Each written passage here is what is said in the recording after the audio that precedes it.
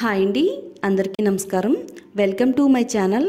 ఈరోజు మన రెసిపీ వచ్చేసి కప్పు అటుకులు మరియు పల్లీలతో పాకం పెట్టే పని లేకుండా ఒక మంచి స్వీట్ని ఎలా ప్రిపేర్ చేసుకోవాలో చూపిస్తానండి. చాలా బాగుంటుంది. ఎప్పుడు ఒకే రకమైన స్వీట్స్ పెడితే పిల్లలు కూడా అంత ఇష్టంగా కొత్తగా మీరు ఇలాగా అటుకులు పల్లీ చికెన్ తయారు చేసి పిల్లలకు కానీ పెద్దవాళ్ళకి కానీ పెడితే చాలా ఇష్టంగా తింటారండి. మరి అటుకులు పల్లీ చికెన్ ఎలా తయారు చేసుకోవాలో చూసే ముందు మన ఛానల్లోకి ఎవరైనా కొత్తగా వచ్చినట్టయితే ఛానల్ని తప్పకుండా సబ్స్క్రైబ్ చేసుకోండి. మొదటగా మనం స్వీట్ తయారు చేసుకోవడానికి వెడల్పుగా ఉండే ఒక కడాయి తీసుకుని కడాయిని స్టవ్ పైన పెట్టుకుని కడాయి కొంచెం వేడైన తర్వాత 1 కప్పు పల్లీలని యాడ్ చేసుకోవాలండి.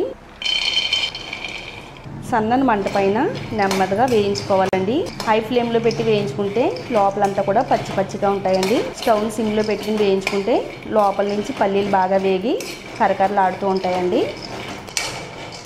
పల్లీల పై నుండి పొట్టు వచ్చేంత వరకు వేయించుకోవాలండి. ఒక ప్లేట్లోకి తీసుకుని చల్లారిన తర్వాత పల్లీల పై నుండి పొట్టు మొత్తం తీసేసుకోవాలండి. మరలా అదే కడాయిలో 1 కప్పు అటుకులను తీసుకుని వేయించుకోవాలండి. స్టవ్ని మీడియం ఫ్లేమ్లో పెట్టుకుని అటుకుని వేయించుకోవాలండి. అటుకులు కలర్ మారకుండా క్రిస్పీగా అయ్యేంత వరకు వేయించుకోవాలండి. ఇలా మనం అటుకులను కూడా వేయించుకుని పక్కన పెట్టుకుందామండి చల్లారేంత వరకు. పల్లీల పై నుండి పొట్టు మొత్తం తీసేసుకున్న తర్వాత వీటిని మిక్సీ జార్లో యాడ్ చేసుకుని మరీ మెత్తగా కాకుండా బరకగా మిక్సీ పట్టుకోవాలండి. కొంచెం పలుకు ఉండేటట్టుగా చూసుకోవాలి. అదే మిక్సీ జార్లో వేయించి పెట్టుకున్న అటుకుల్ని కూడా యాడ్ చేసుకోవాలండి. తర్వాత ఇందులో 1 స్పూను గసగసాలను కూడా యాడ్ చేసుకోవాలండి. గసగసాలని ఈ స్వీట్లో యాడ్ చేసుకుని తయారు చేసుకుంటే మరింత టేస్ట్ వస్తుందండి. ఇప్పుడు మనం అటుకుల్ని మెత్తని పౌడర్ కింద తయారు చేసుకుందాము. అటుకుల్ని ఇలా మెత్తని పౌడర్ తర్వాత వేరొక కడాయి తీసుకుని వాటర్ని యాడ్ చేసుకోవాలండి. మనం ఏ కప్పుతో అయితే పల్లీలు తీసుకున్నామో అదే కప్పుతో నీళ్ళను కూడా యాడ్ చేసుకోవాలండి. 1.5 కప్పు వాటర్ని యాడ్ చేసుకోవాలి. 1 కప్పు బెల్లం తురుముని యాడ్ చేసుకోవాలండి. స్వీట్ ఎక్కువగా తినేవాళ్ళు ఇంకొంచెం బెల్లాన్ని యాడ్ చేసుకోవచ్చు. ఈ వాటర్లో బెల్లం అంతా కూడా కలిసేటట్టుగా బాగా కలుపుకోవాలండి. బెల్లం అంతా కూడా కరిగేంత వరకు వాటర్ మరగబెట్టుకున్న తర్వాత ఇప్పుడు ఈ వాటర్ని స్ట్రైన్ చేసుకుందామండి. ఎందుకంటే బెల్లంలో ఎక్కువగా నలకలు అలాగే రాళ్ళు కూడా ఉంటాయి కాబట్టి అవి ఏమీ లేకుండా స్ట్రైన్ చేసుకుందాము. ఇప్పుడు అదే కడాయిలో బెల్లం నీళ్ళని వడపోసుకుందామండి. ఇప్పుడు మరలా స్టవ్ ఆన్ చేసుకుని స్టవ్ని మీడియం ఫ్లేమ్లో పెట్టుకుని ఒక మరుగు వచ్చేంత వరకు మరగబెట్టుకోవాలి. బెల్లం నీళ్ళని కొంచెం మరిగించుకున్న తర్వాత ముందుగా తయారు చేసి పెట్టుకున్న పల్లీల పౌడర్ని యాడ్ చేసుకోవాలండి.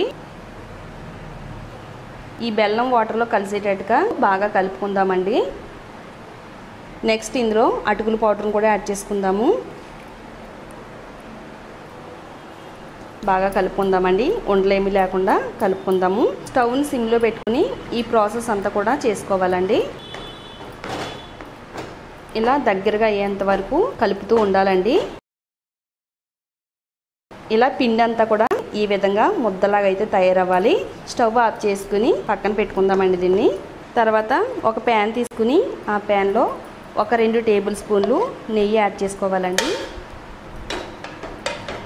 ఇందులో 1 స్పూన్ జీడిపప్పు 1 స్పూన్ కిస్మిస్ యాడ్ చేసుకోవాలండి. మీకు నచ్చిన డ్రై ఫ్రూట్స్ని ఇందులో యాడ్ చేసుకోవచ్చు. స్టవ్ని సిమ్లో పెట్టుకుని వీటిని లైట్గా వేయించుకోవాలండి. తర్వాత ఇందులో 1 కప్పు వరకు కొబ్బరి తురుముని యాడ్ చేసుకోవాలండి. నేనైతే ఇక్కడ పచ్చి కొబ్బరి తురుముని యాడ్ చేసుకుంటున్నాను. మీరు డ్రైగా ఉండే కొబ్బరి తురుముని కూడా యాడ్ చేసుకోవచ్చు.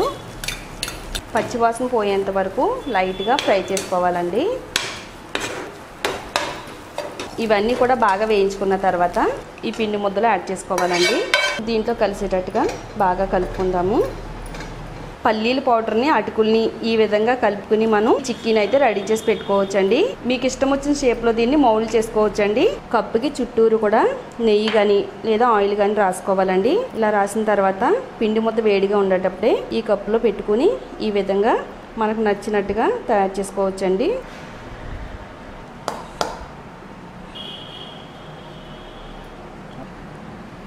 మీ ఇంట్లో ఇంకా డిఫరెంట్ మౌల్డ్స్ ఉంటే కనుక మీకు నచ్చిన విధంగా ఈ స్వీట్ని అయితే తయారు చేసుకోవచ్చండి. మనకి ఇక్కడ ఎంతో టేస్టీగా ఉండే అటుకులు పల్లీ చిక్కీలు అయితే రెడీ అయిపోయినాయండి.